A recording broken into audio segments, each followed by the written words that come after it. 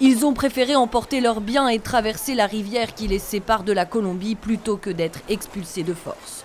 Depuis la décision du Venezuela de fermer sa frontière et la déclaration de l'état d'urgence, plus de 800 Colombiens auraient déjà été déportés. C'est dramatique. Oui, c'est vrai, nous vivons dans un pays qui n'est pas le nôtre, mais ils ne peuvent pas nous traiter comme ça.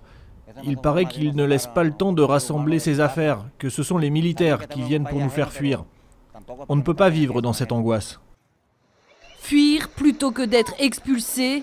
Sans savoir où aller, ces Colombiens trouvent refuge dans des logements de fortune le long de la frontière, faisant craindre une crise humanitaire à la Colombie qui appelle le Venezuela au dialogue. Ce n'est pas le moment de sonner les trompettes de la guerre que certains voudraient entendre. Il est temps de travailler fermement, mais aussi avec sensibilité et efficacité pour résoudre la situation. Nous exigeons du respect du gouvernement vénézuélien, le respect des Colombiens du plus humble au plus puissant.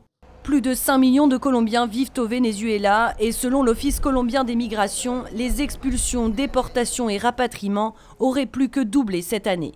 Empêtré dans une crise économique de plus en plus dure, le président vénézuélien Nicolás Maduro assure que ces mesures visent à lutter contre le crime organisé qui sévit à la frontière.